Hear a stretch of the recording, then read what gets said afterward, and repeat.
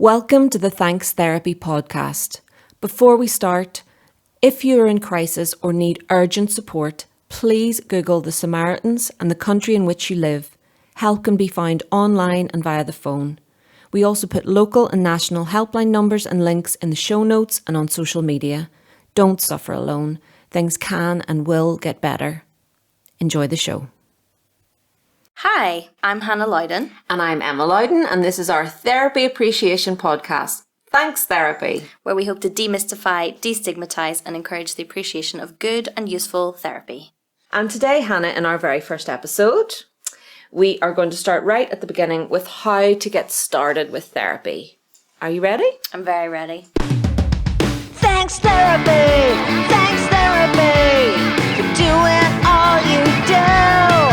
Thanks therapy. Don't really know if you should go. You should give it a try. It could be good for you. That's an Andy Dwyer special. That It's so good. jingle. It's really good.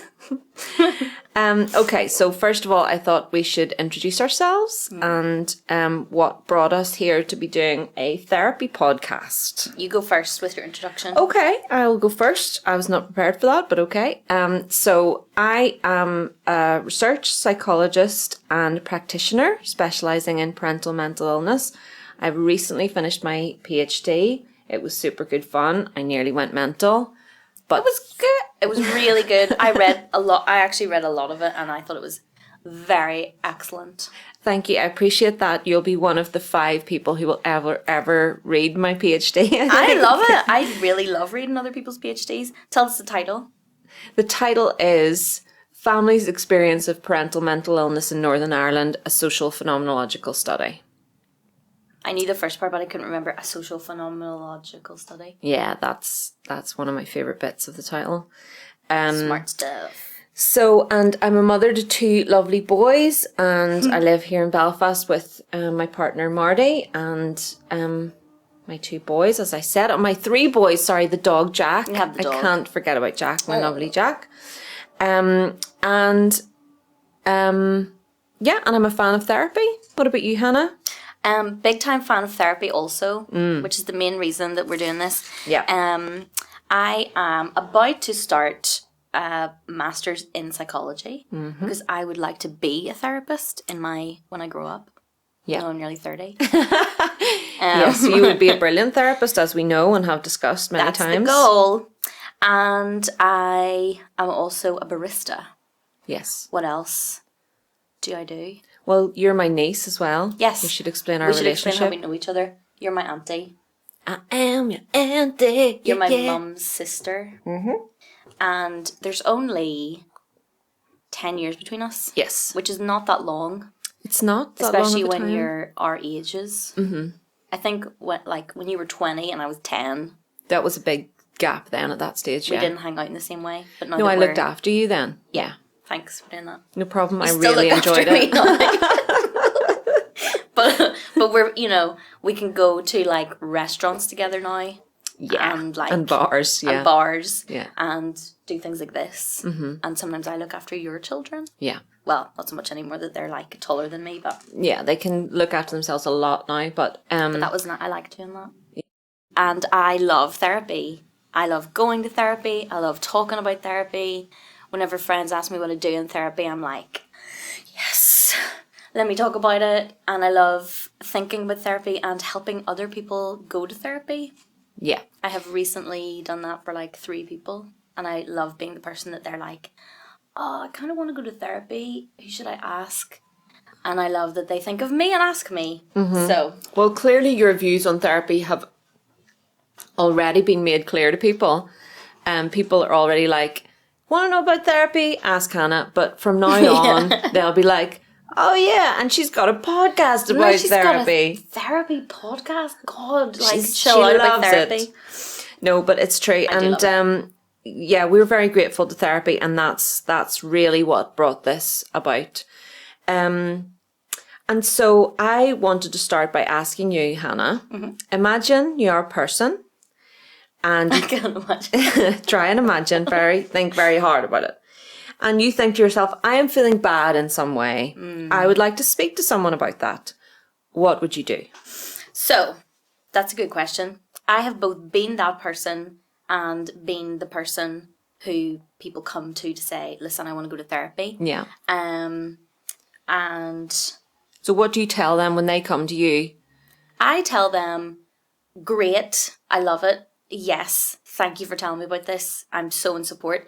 And then I say, what you should do is go online and look up, don't just Google like therapy, because you'll get a book, it'll be self-help books, and probably that's not going to be that useful to you at this stage. And you can often find, like, especially in Northern Ireland, there's one specific, I have like the link on my phone, and it's like a directory. Yes. And it lists The NI counselling directory, I think. Yes, that's exactly the one. Yeah. And it lists like their name, where they practice, their prices, who they see, their availability, and more specifically, it lists their kind of practice. Yeah. What do you call that? Their discipline? Discipline. So, say if they do CBT, if they specialize in like body image, career path, so whatever like thing you're struggling with, or maybe you don't have a specific thing and you just have like, I'm so sad, there'll be a person on there who's like, general sadness, I help you with that. Yes. But the thing is about that, well, especially in my experience, like I've been like, oh, I'm super sad, I need to do something about this immediately, like it needs to happen today. And I think by the time a lot of people decide to see a therapist, they are already in the like, oh my god, everything is doomed kind of stage, and that's why it's hard. So this is what I always say, is you should recruit someone to be like, hey, I am doing this is my idea, I'm going to go and see a therapist. Tell someone, don't just like sit down at your computer by yourself. That's a brilliant idea. By yourself, because it's so hard, because you're probably already depressed. Yes. Which makes things impossible. That's really interesting concept. So recruit someone as a supporter of your therapy journey. So you're essentially saying, help me, facilitate me doing this. Yeah. And in that way, then you can stand to wait a little bit longer. It doesn't have to happen that day because you've recruited somebody into this issue that you're having. And you're not going, oh, this is a crisis situation and I must fix it alone. Yeah. Because that's extremely hard. It is hard, and I did want to come back to the crisis issue later. But I want to just say from a practical point of view that there's a few registers that you could look at if you were seeking a therapist, and we will always put in the notes and the links of this podcast, we will put links to numbers that you can ring and get talk to somebody instantly. Oh, yeah. Crisis line. I didn't even think about any of that. I just thought about like what your attitude should be.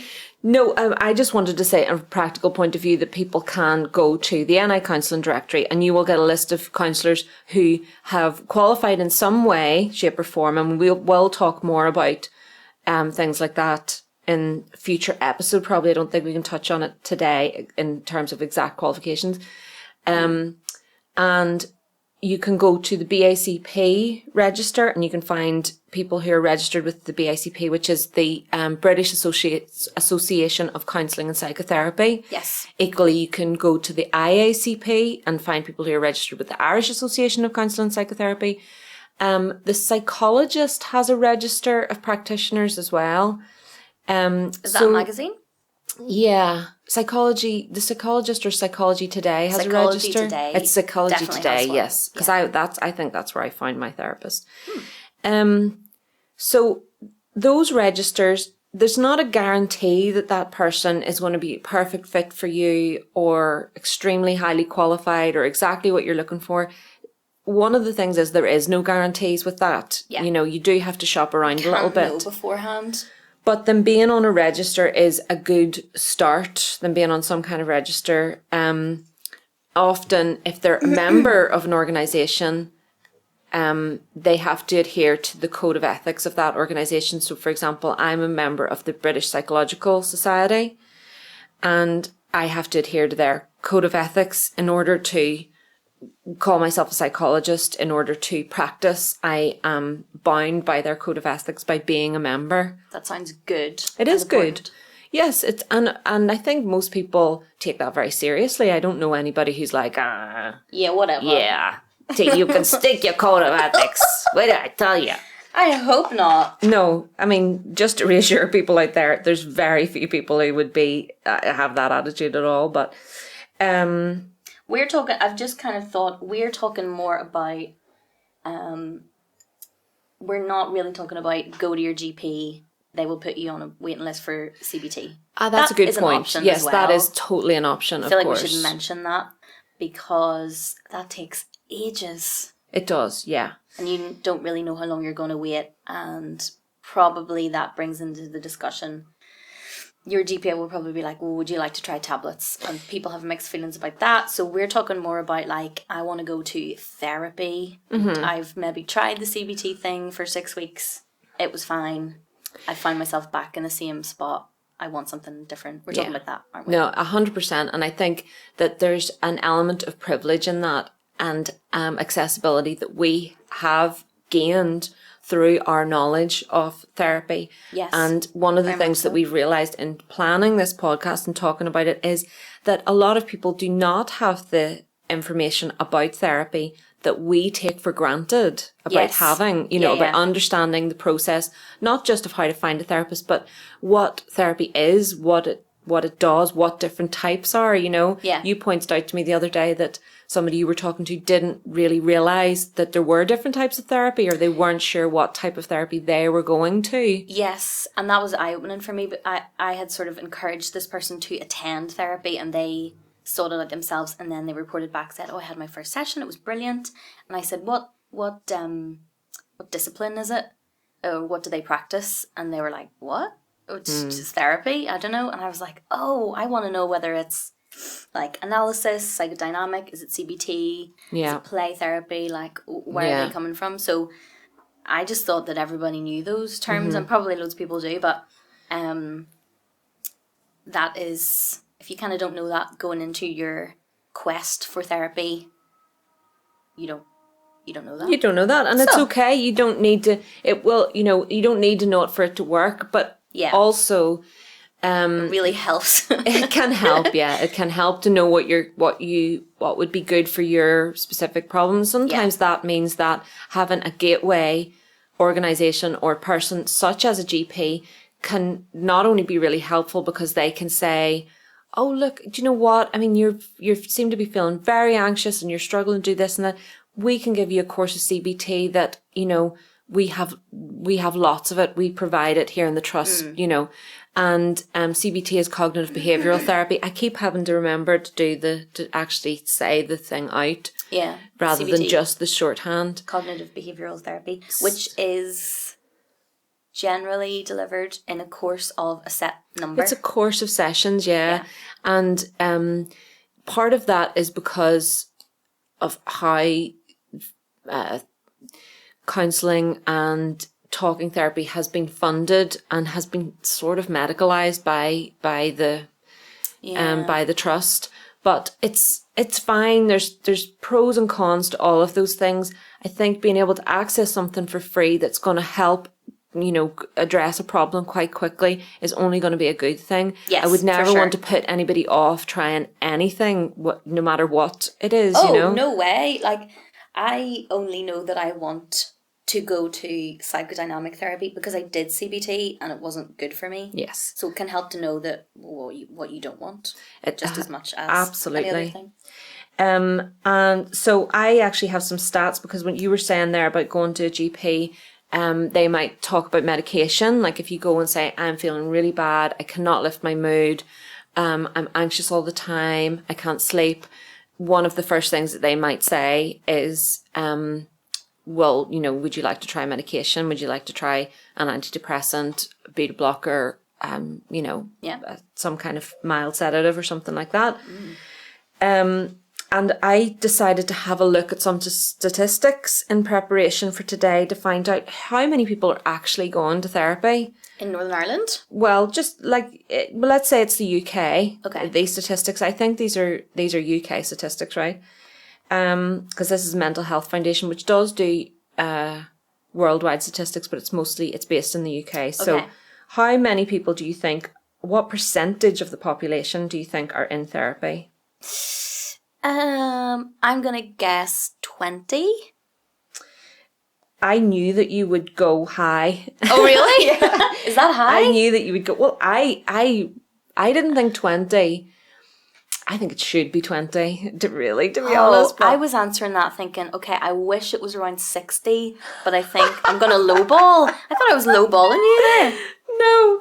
So, Oh, so okay. do you know, so the statistics in terms of mental health are like Super bad. one in 5 people will have a mental health problem diagnosed at some point in their lives, and in Northern Ireland it's 1 in 4, so it's 25% higher or 20% higher in Northern Ireland. According to the Mental Health Foundation, this particular statistic that I found, 1 in 8 people are having psychological treatment, but most of those are using medication. Only a fraction of those, something like 3%, are having psychological therapy. Okay. So I was really surprised about that. 3%. So given that our estimates are that 1 in 4 people will suffer from a diagnosable mental illness during their lifetime, there's way too little actual psychological talking therapy Okay. being given to people. Forgive my maths problems. 1 in 4 is 25%. 1 in 4 is 25%. So then 3%. And 3% are actually having I don't know about therapy. you, but that is not enough for It is me. not enough. I'm not happy about that. And that's just diagnosed. That's just amongst the diagnosed. Well, the mental health statistics, the estimates are really hard to make because of underreporting, essentially. Yeah. So all of these are our best estimates based on surveying people, asking people directly. We have much more exact figures about prescribing trends, because they are literal just prescribing trends that we have. There has to be a report of, but actual people who suffer from mental illnesses, it's really bad, because there's lots of people who never go to their GP. Yeah. And there's people who access therapy who wouldn't have a diagnosable condition either. So, yeah, that's true. You know what I mean? I think go to therapy and I don't have a diagnosable condition. So, yeah. you know. Must be nice. But yeah, the diagnosable thing is it's complicated. But anyway, the point is 3% is fucking low. It's very low, yeah. I mean, there's obvious barriers to having therapy. Yeah, I mean, we're talking about it like, oh, yeah, go to therapy, it's great, everybody should go. Let's talk about the obvious thing is it costs money. It does. It costs so much money. Yeah. And we both experience this because we both go, and every time I speak to anyone who wants to go, I'm like, listen, it's going to cost money, but you just have to kind of deal with it. Yeah. Like, you just have to do it. If you really want to do it, you'll find a way.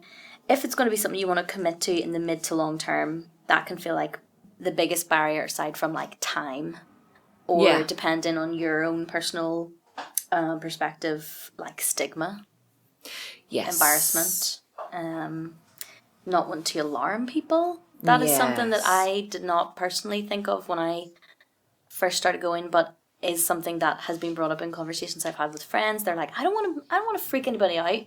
Yeah. You're like, well, I think they'll be freaked out if you continue to not treat your mental illness. That'll be worse. Or deal with your problems, deal absolutely. with your problems, or continue to just sort of carry on not having a good time. But yeah, it would be remiss not to mention that, because, you know, we're not people with loads of money, obviously. No, I mean, we're not people with loads of money, but we've prioritised some of our money for this task, and I recognise that is a privilege that we have. Yeah. And there's many people who the only option is to go for free counselling.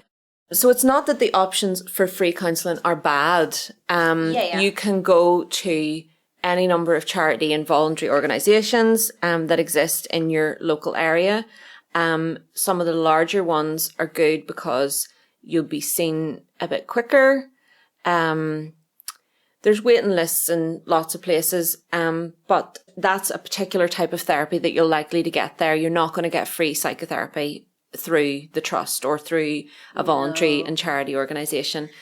But I wouldn't want to discourage anybody from doing that. I think, you know, definitely approach a place like that, because there's lots of caring, capable, very skilled counsellors in organisations like that. But there are other barriers that I think you sort of touched on a little bit with regards to stigma, because there are many social and cultural norms that make it more difficult to even, admit that you have a problem, never mind actually going to seek out help. And there's definitely a gender related component to that, with men finding it much more difficult to admit to needing help, and a much harder time engaging in therapy. And that comes down to the socialization of men, where we, historically men have been encouraged to not express their feelings as much as women. And that level of emotional intelligence means that the process can be much harder to engage in. And I do hope that that's starting to change in the younger generations. It's something certainly that I've tried to impress upon my boys. Just the other day, actually, while I was doing the PhD, I was... just the other day, that was quite a while ago, but I was asking Sam, I said, would you think it's okay to cry, right? You wouldn't be embarrassed to cry. You don't think that boys shouldn't cry or anything like that. And he was like, no, I know it's okay to cry. I just don't feel like crying most of the time. That's good. That's so good. And I was like, that's really good. Yeah. And also he said that they had talked about it in one of their tutorials in school. And I was like, great, that's really good. Yeah. So men find it much more difficult to, engage in therapy. I think that's maybe a good point to talk about why you might want or need therapy. I think we sort of touched on it. But I think it's worth saying that people tend to go to therapy because they're overwhelmed by painful symptoms and they can't work out the cause. Yes, this is something that I have a lot of thoughts on, because, I've been attending therapy for, this current run, nearly 4 years this summer, I think. Mm-hmm. But I started going when I was 17, which is like over 10 years ago. And so I would walk there like every Thursday from school or something. And there was one day when like a kind of a classmate, not really like a friend, joined me on my walk. And she was like, I'm going this way as well. And when she asked why I was walking that way, I said, I'm going to therapy. And she was appalled, like shocked, looked at me with concern. She's like, why are you doing that? Like, why? Are you all right? And I was like, yeah, I go every week. I'm fine today. But I was just like, this person thinks that's an admission of like, things are very bad in my life. So I kind of always remember that and kind of feel bad for teenage me being like, it's great, I really like it, it's good, it helps me. And before that, I hadn't really had any experiences like that, and I've had a few since as an adult. But what I wish I could go back and say to her is like, well, do you exercise? Do you eat well? Do you brush your teeth every day? Because those things are maintenance. Yeah. And the way I view therapy now is it's maintenance. For me, personally, I probably need to go. Like, I need to go until such a time that I think, I can maybe take a break from this. For other people, that's not the case. They can do a course, or they can try it out or pick it up and come back to it later. That's all chill. But you don't go, why do you need to go to the gym? Like, no. You're not obese. No, 100%. You don't have that approach. So I think that what I'm trying to like say to people now, anytime that kind of conversation comes up, is like, well, for me, it's just like going to the gym or brushing my teeth. I just need to keep on top of it, because when I first came to it when I was a teenager, it was crisis mode. And that is the worst feeling when you're there and you're like, oh man, like this needs to be fixed today. Yeah. And that nothing good happens in that space. There's 2 points that I want to pick up on from that, because first of all, one of the things that that I really want to come out of this podcast and come out of conversations that you now have with people, not teenage you, and the conversations that I have with people. For example, I went for brunch today and I had to make sure, I said, could you come and meet me at 20 past because I have therapy before it. Yeah. I want to be saying that. I want to normalize it. It should be normalized. For sure. And one of the things that you mentioned there's the word crisis. And I have a big frustration that people tend to leave seeking therapy until it is crisis point. And then I feel like the first job of therapy is stabilization before the real work can begin. And to add to that, I think that sometimes, or even often, people think that the stabilization part is the therapy. Yeah. So they're in crisis, they go to therapy, they stabilize to the point of being able to get on with things mostly, and then they don't continue with the therapy. Yeah. But they've essentially used a stick and plaster in a situation where that is insufficient. Yes. That's so true. I've not really thought about that before, actually. Yeah. Well, it's like stopping your antibiotics halfway through the course. You don't do that. Yeah. Do not do that. But, like, this is not any analogy anymore that don't do that because it's bad. Yeah, no, serious. Treating superbugs. Serious talks now, guys. Serious. This Just is now an antibiotics. use your antibiotics wisely. But I do think that that's a point to make because it can be hard to accept or want to go to therapy before you're at that crisis point. And I understand that. Yeah. But if we were more educated about the benefits of it for your well-being and your development as a human being in the world, then people would likely not leave it so late. Like, what do you call it? Kristen Bell and Dax Shepard. Is it Kristen Bell? Kristen Bell? Yeah. And Dax Shepard from Frozen and Veronica Mars and The Good Place. Yes. I love her. She's brilliant. Close friend. Yeah. I just call her Kristen. Is it Kristen? You know Kristen. Sorry, is it Kristen or Kirsten or I get confused about those names. She's anyway. Like, oh, Emma, here's so funny. They had therapy at the start of their relationship, sort of preemptively. So they got together, they really liked each other, but they started to have some difficulties in their relationship, and she was like, oh, okay, hold on a minute, we're going to go to therapy. And they went to therapy, and they've talked about this openly. I didn't know that. That's nice. Yeah, they did it before the issues that they were sort of seeing became massive problems that they would then have to deal with. At which point you would probably break up. Yeah. You'd be like, fuck this, I'm out of here. Yeah, 100%. You're insane. We don't like each other anymore. Yeah. We're not even going to be friends. Yeah. But instead... Screw you, guy. Instead, they didn't do that. That's really nice. Yes. Dare I say it, I find that romantic. Hope I can go to therapy someday. Yeah, I mean, that was very romantic. It doesn't often work out as well as that, but again, it's because they didn't leave it until the crisis point. You can imagine if that was a different, like, you could have said, hey, I think we should go to therapy together. Someone who was working from a place of stigma would be like, gross, I'm fine, no thank you. So yeah, I think that's the dealing with the uncomfortableness of it that it brings up. I think that is a good point, because once you get past the stabilization stage, once you go, okay, I am coping, I don't feel like I'm in crisis, that's when you can do some difficult work then. Yeah. And that is, as you say, uncomfortable. That's the like awkward, gross, uncomfortable, tricky stuff where you're kind of like, now I have to deal with this thing that I've discovered about myself, instead of just being like, right, I'm not in crisis anymore. I'll continue to go back to how I was. Like, I can attest to the fact that some, like, mid-session, I'll be kind of going, realizing a ton of uncomfortable things about myself, like how I operate, prejudices that I have. And you can feel the urge to be like, actually, you know what, cancel this. I don't need to come back anymore, because I was probably happier before I realised this, this script I've been running off, and now I've got to, like, fix it and find an alternative or learn to live with it.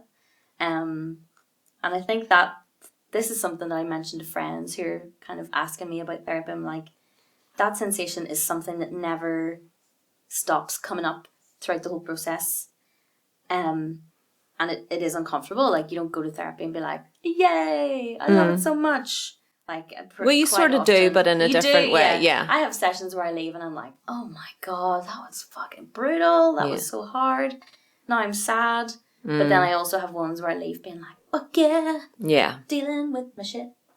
The positive to that is I think back on times when I've had that feeling of session of being like, never mind, the never mind feeling, as I think of it. I look back on those and go, thank God I didn't quit at that stage, and thank God I persevered, because my life now is often measurably better, having resolved those things that I previously thought were too big or too scary or too embarrassing to deal with, or things that I thought like, I'll never get a grip on that.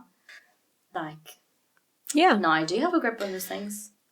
I think my point is, be honest, do the work, get gross, get in there, get into the disgusting parts of your brain. Don't be afraid to. I think the fantastic thing for me about that bit where you get to do the work is it's an ongoing journey for a start, right? So you know, this little bit of therapy that I've recently had has been about opening up the possibility that I had beliefs about myself from my childhood and teenage years that are maybe incorrect, and that they have forced me to behave in ways that are not as healthy as they could be. Yeah.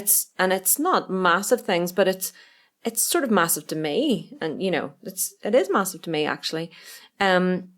And I think one of the fantastic things about therapy is that it can help you discover that what you thought was your personality is actually just ways of being and behaving that you've been forced into by the pressures that you've been put under. Yeah.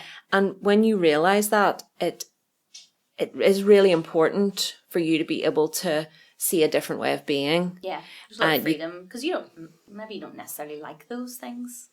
Well, exactly. I mean, I don't like having to do 20 million things all the time. Otherwise, I feel like I'm a bad person. Yeah. I sort of do like doing that though. You continue to do it. I did talk about this in therapy today because I was like, I have realized a lot of things.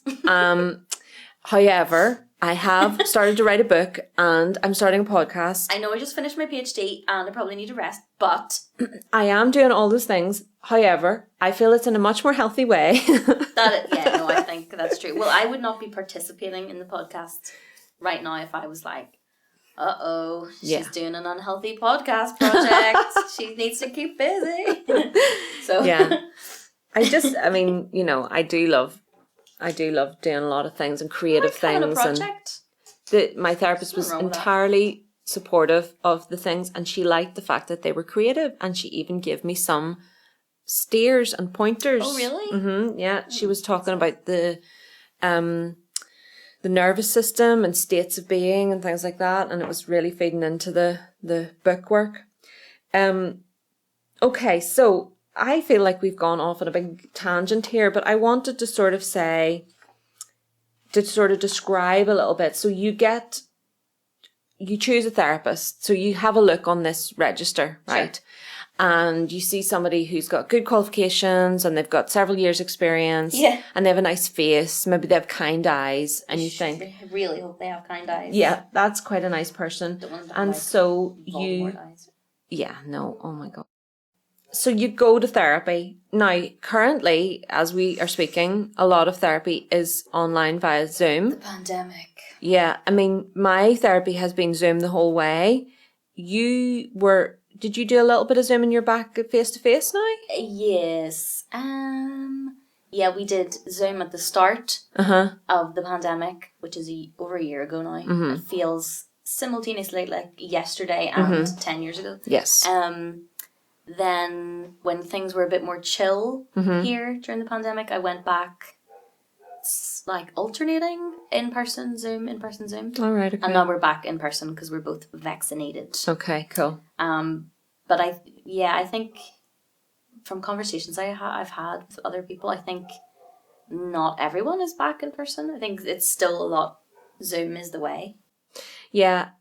So I loved it. I loved the Zoom thing. Zoom, yeah. I loved Zoom. I already said this. And so I think I was actually talking to my therapist about it today because I felt like I do it in my bed.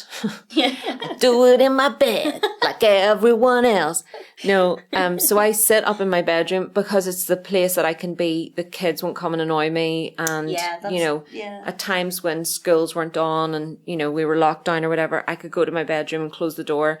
And so I sit on the bed with the pillows behind me. I'm super comfortable. But I feel like it facilitated me opening up more quickly than I would have necessarily if I had gone to a strange counselling room and been distracted by the picture on the wall or the formality. Especially as you began yes. with that therapist. That was your first experience of seeing her. Because mine was not the same. Yes, and I feel like this is why we're two good sides of the coin on this particular issue. Yeah. Because I presumed that everybody felt like Zoom was lesser because everybody hates Zoom in general. But I thought for therapy, people would presume that Zoom was lesser. And so I mentioned this to her with fully expecting her to say, yes, but it'll be great when we get back to face. And she felt very differently about it. She feels that it is much more focused because you can see the whole of the person's face and all their expressions and all the subtle expressions on your screen in a way that you can't in person. That's what And I was like, oh, I'm really surprised that you said that. That's so interesting. That's interesting to me. And because I did feel that there was an advantage for me in terms of how I approached therapy.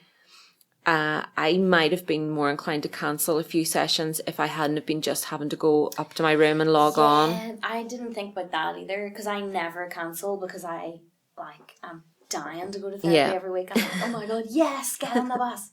So, in fact, I was more likely to cancel Zoom sessions because, especially during the start of the pandemic, I was just like, I fucking can't be bothered. Yeah. I think my approach is very much like, that's a thing I attend. You do not mess around. It's like a job. Yeah. I treat it like a job. So in the same way that you wouldn't just be like, I don't feel like coming to work today. I don't do that with therapy. Whereas with Zoom, I was like, doesn't matter. She's not going to have to, I don't have to leave on time. So it made it much less official for me or something. Because I was like, oh, she's just on my computer. It's almost like it's not real.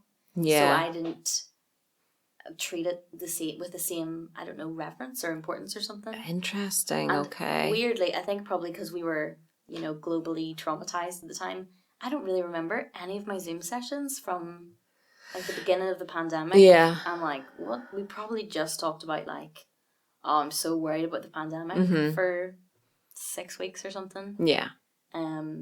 So in my mind, it was a pause. Yeah. But your experience is totally different. Well, I did start a lot later. I started essentially towards, I actually don't even know how long I've been going for this session, and we're just pausing for the summer now. But I started going a lot later. So I was, if I had gone at the start of the pandemic, I think I would have been the same. I was like a rabbit in headlights at the start of the pandemic. And I think a lot of people were, so. Well, it's hard to talk about anything else. Yes, it was all encompassing at that time. But I don't want to focus on that too much because goodness knows when this will come out. We could be all like pandemic schmandemic by the time we actually get 3 episodes recorded and get them edited and get them sent to somewhere. So I wanted to read to you about, in terms of engaging in therapy. Yeah. I wanted to talk a little bit about, in terms of how you start therapy, what Freud's view was about the fundamental rule. Yeah. So when he was trying to describe the process of therapy, Freud said that it required really only one thing of patients, that they must say everything that comes into their head, even if it is disagreeable for them to say it. And Freud called this the fundamental rule of therapy and the only route to successful treatment. And this rule flies in the face of all our impulses. Civilized life constantly requires us to censor what we say in order to be deemed good.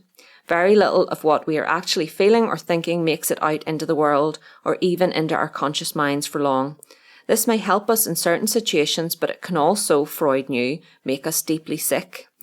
There are tricky or disagreeable ideas that we need to be able to entertain without cleaning them up so we can liberate ourselves from their subterranean grip. Ooh. According to therapeutic theory, we grow sick when we fail to understand our own more troubling desires and fears, when the story we tell ourselves about who we are no longer tallies with the truth. The consulting room is a unique space where we can, finally, dare to look beneath the surface. For their part, therapists are unshockable and without any desire to moralise. They know human nature and their own minds deeply enough never to be surprised. As we watch them accept our darkest secrets with calm and patience, we grow more confident about our own acceptability. We no longer have to keep so many things from ourselves and grow at ease with our underlying strangeness and wondrous oddity. Features we share with pretty much everyone on the planet. And just to credit that is from 20 key concepts from the history of therapy from the schooloflife.com, and their little beautiful set of postcard-sized bits of information about therapy. It's very beautiful. But I think this fundamental rule is so true. If you go to therapy, sick. yeah, if you go to therapy and you are like, if you keep up the pretense, because a lot of what we do in life is pretense. If you keep that up in the therapy room, you're not going to get to the heart of the problem. Well, what's the point? Totally. What, go in and be like, okay, I go to therapy, and go in and continue to pretend to be normal? The only difference is like you're in there and you're paying. Yeah, I mean, I think you're wasting your time and money if you're not going in and being honest about why you're there, what you think, you know, what the problems are. Even if it takes a bit of time to get under the surface and get to the bottom of it, you're not going to resolve anything if you go in and pretend that you want to complain about somebody else for an hour, 50 minutes, you know? I mean, it might make you feel better to go in and complain about like, somebody who melts your life, but I think the more interesting way to approach it is like, what is it about them that makes me feel so bad? Yes. And what are my ways of dealing with it? But you know, it's uncomfortable. Like, you can't really do that sort of thing without looking at yourself and being like, oh man, there's a thing that I'm not really that happy about, and it's not pleasant for anyone.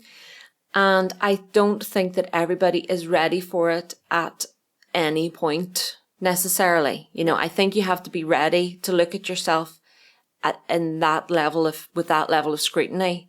You have to be able to accept the shame that will come along with it, because you're not going to like everything that you see. Yeah. You just won't. We were talking about shame yesterday. I was in therapy yesterday evening. And we were talking about shame. And I was kind of saying, like, it's such a difficult concept to get to grips with. Like, I think, and she said something really amazing. That was the counter to shame is connection. I was empathy is the opposite of shame. Yeah. And I kind of I think I was struggling with the whole concept of it before, and it's kind of a difficult thing to talk about anyway because of the nature of it. And when she said that, I was like, okay, I think I'm getting more of a grip, because knowing what the opposite of it is helps me kind of place it mentally or something. But I mean, that's exactly what you're saying. Like, you are not going to go into a therapy session and say something that's going to make them recoil in horror. And if that's happening, maybe that's not the person. Might not be the right therapist. If they're recoiling in horror, they're like that 17-year-old girl that you walked to therapy with, you know. Aghast. I remember... that's never a good sign. But it's about, like, being like, okay, there's a room that I go to, whether it's in person, online, I can say all the worst parts. I can say them to another person. They're not going to recoil in horror. And it's like practice. Yeah. Like, integrating those uncomfortable bits into yourself, so then you can go back into the real world and know that they're in there and be fine. Yes. And function normally. And also, I think that a lot of the time you'll be surprised by how tolerable those parts of yourself that you're most ashamed of actually are. When you speak them out loud, you might find that you're not as disgusting or as intolerable or as bad, in inverted commas, as you think you are. Somebody at some point has let you down in communicating to you that you should feel that way about about yourself. Or you're Because labouring shame, under incorrect impressions Yes. about yourself and your relationships. absolutely, because shame comes from other people into us. It's comes from our relationships, and it's imposed upon us usually. Yes. And then we internalize it and believe it about ourselves. Like a virus. Yes. It's like a virus. So, and it is a very toxic feeling, and it's something that we will probably spend an entire episode on, I would say. Oh, baby. I didn't expect that we would bring up shame, actually, this deep for first episode content. We've gone pretty deep, guys, and we better kind of move on. I think we are wanting to finish each of our episodes with a real life dilemma, get our teeth into some real problems. So we are asking that you send us your problems, troubles, dilemmas, difficulties, and we will have a regular agony aunt corner. Yeah. Or maybe, agony auntie. Maybe that's less formal. What, oh my God, what about agony niece? Agony auntie and agony niecey. Yeah, because I'm your niece. Yeah. So, Hannah has a problem. Would you like to read a problem for us, Hannah? Because this is our first episode, we couldn't make the call out, obviously, beforehand. So I just had to get a friend to send me a problem. Mm-hmm. So they write, I have a colleague who is vaccine hesitant. This is in the context of the COVID vaccinations. I really like this person, and in normal life, I would be very dismissive of this kind of person.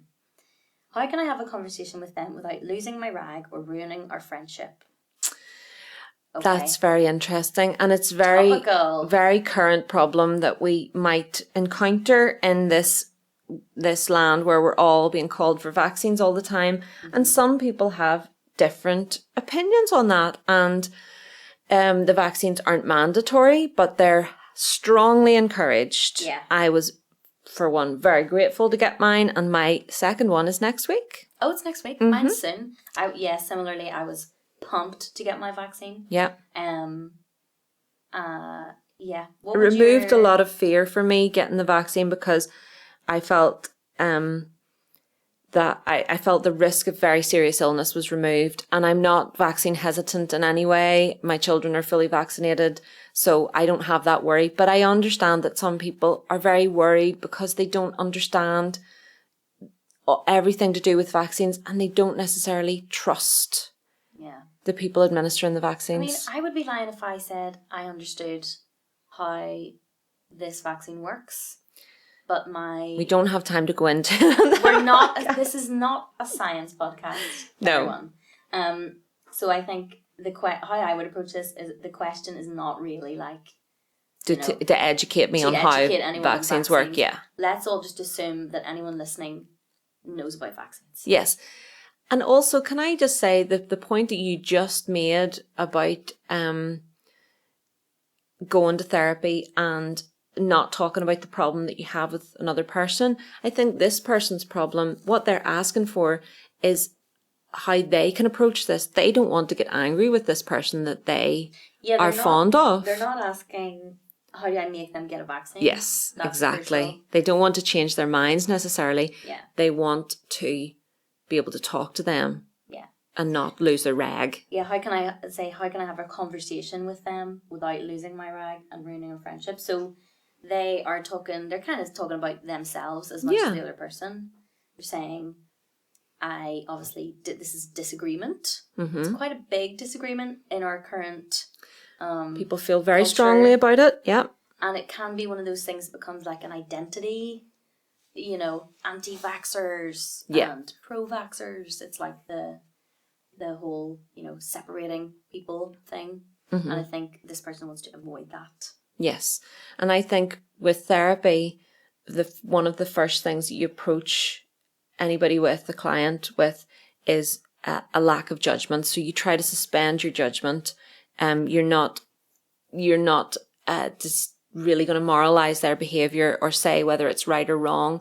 You want to understand their experience of it and help them, facilitate them, coming through that. So first of all, maybe she could try and take a non-judgmental attitude, Yeah. because ordinarily she says she would judge Yes. people if she encountered them in real.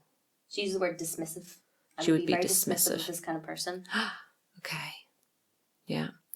So, but she recognizes that. That's the thing, is she recognizes that, and she doesn't want to do it with this person that she is fond of and has, you know, cares about and wants to keep her relationship with. So removing the judgment. What advice would you give this person? How can they have a conversation? So I would say you start with, I understand that you're worried.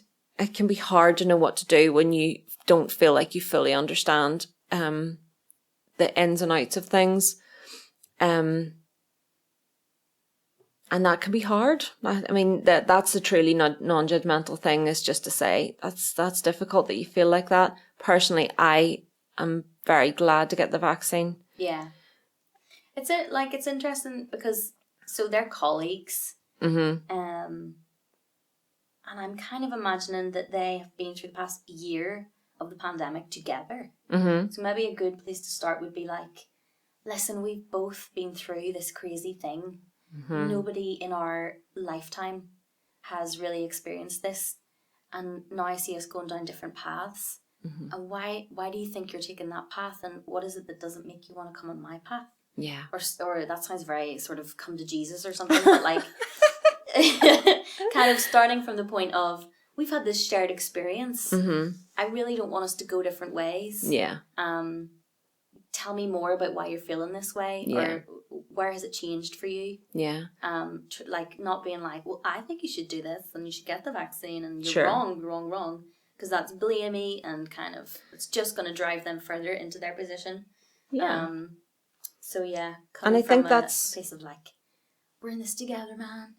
Kindness. That is very kind. That's what I was thinking about when you were saying that. It was sort of saying a kindness and a togetherness in that, you know, they're colleagues, they're going through this thing together.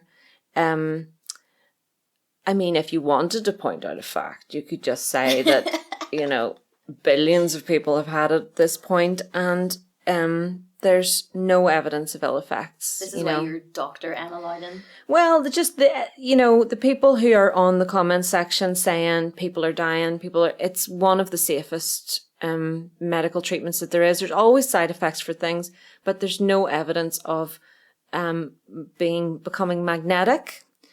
There's no evidence of infertility. There's a very, very low risk of blood clots, but it's much lower than many other common medications that women, for example, are given regularly. Yeah. That's been my kind of go-to thing if I've ever encountered any conversations about like, oh, I'm not sure about the blood clot thing. I'm like, picture it, you're 15.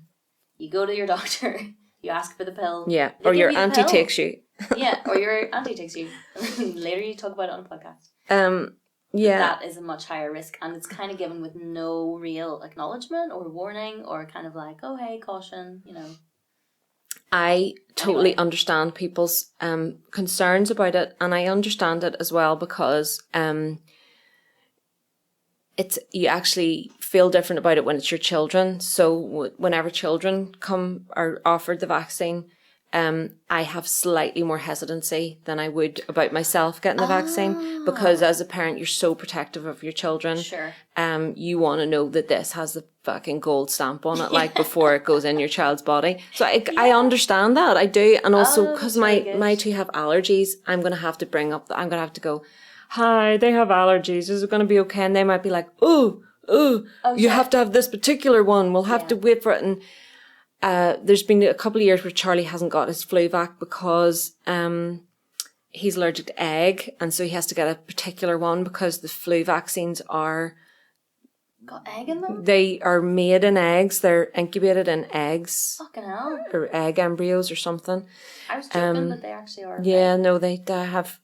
There's in common contact with egg in some way, so. He has to get a special one. Mine's blown by that. Yeah, he has to get a special one. And then there's been times where it just hasn't happened. And he actually was down for his flu vaccine. We were waiting on it coming into the surgery, the special order coming in. And he got the flu just 2 years ago. Now, he likely would have got a much lesser version of the flu. He might not necessarily have not had the flu. It might have seemed like a cold or a query virus or something like that. It was bad luck. Yeah. Again, I don't want to get into this too much, but the flu vaccine doesn't prevent the flu. The COVID vaccine doesn't prevent COVID. It educates your body about it. It's like having a driving test before you go driving in a car. It's like learning how to drive before you go out in the car. So you know what all the controls do. So that you know what it does and you're less likely to immediately crash and kill yourself. If you don't have those instructions, you are going to be more it's going to be more dangerous, basically. So the vaccine is just giving your body instructions to make it less dangerous. People get annoyed because they say it doesn't prevent you catching it, doesn't prevent you passing it on. That is true, but it prevents most of the hospitalization and death. So, I mean, come on, guys. That sounds pretty good to me. It is pretty good. I don't know. However, that's not this person's problem. She doesn't want to convince her with the facts. She doesn't want a pamphlet to give to the person. She wants to know why she might shout at her good friend if she has to have a conversation about it. That's a good point as well. Like, I think everyone's nerves are afraid. Oh, yeah. To put it lightly, given the pandemic experience that we've had. Yep. So this kind of these conversations about vaccines or like masks are coming at the end of people's tether. Yeah. So they're suddenly like, oh my God, why would you do this in this late stage of the game? Yeah. So you can We're see, nearly out of it. Come on. just do the thing. So you can see why it's such a loaded topic. Mm-hmm. And fair play to them for writing in, because like I think avoidance would be my main tactic in dealing with this. Like, maybe I just don't talk about that with that friend. Yeah. And if it comes up, I change the subject because I don't want to get heated. I don't want them to feel attacked. Mm-hmm. So it's kind of it's a spicy subject. I love the way you use the word spicy. It's one of my favorite things that you say. But yes, it is. It's a delicate topic, and I think we just have to thank that person for, considering their problem, taking the time to ask questions about it. And I trust that if they're asking those questions, then they're going to try and approach it with kindness and with delicacy, and rather than with shaming. Yes, goes back to what we were saying about shame. Mm-hmm. It's not a productive thing. It's not conducive to learning or making new associations. No, the and opposite. Its antidote is connection. My God, it's all coming together. It is. So I think that's a really good place to leave it. You may have noticed that we didn't probably directly answer the question. We just discussed it. So if you have a kind of low stakes problem that you would like some solicited advice about in an anonymous fashion. Yeah, we like to be solicited for advice. We don't want to just start fucking offering it. Even though we're kind of doing that, we've got a podcast. Yeah, no, we will definitely offer the advice for sure. Please do send that to us. We will be on Twitter and Instagram. Probably not Facebook. Will you do the Twitter? I mean, we have to be on Twitter. You can't not be on Twitter. It stresses me out. It was anytime I see a tweet, I'm like, oh God. You do Twitter. Okay, I was listening to another podcast who were talking about social media because it's so awful and I just hate it so much. But Facebook is now like the age range of Facebook has gone up so much that really? I feel too young for Facebook. This is mostly from a music point of view. Yeah. So in order to get reach with music, Facebook is out now, really. Yeah. Instagram is still there, but it's crumbling. I love Instagram. And TikTok is the thing, and I'm too old for TikTok. I think we're both too old for TikTok. I literally wouldn't even know what to do with it. Yeah, it makes me nervous. And I don't want to point at the screen while music plays and put words up. I don't want to do that. I don't want to point at different corners of the screen while music plays. This is not a visual medium, but she's doing it and it looks stupid. No offense. It does look stupid, and Let's make a TikTok. I can't do it. Oh my God, it's going to happen. I just know it. I'm going to do Right. the dances. Okay, so we're going to finish for today. Next week, we are going to be doing types of therapy. Yeah. Because we feel like we've got to cover the bases before we get on to things like shame and attachment. The big stuff. Yeah, the big stuff. And please do send us your problems. Although if we get inundated, like, you know, we can't, is it going to become we're going to have a spin-off podcast, Agony Aunties and Agony Nieces? It could be the mini-sode. Okay. Oh my God, we'll do mini-sodes. Oh, okay. So thank you very much for listening. We've had a great time and we'll see you next time. Thank you, Hannah. Thank you, Emma. Thanks, therapy.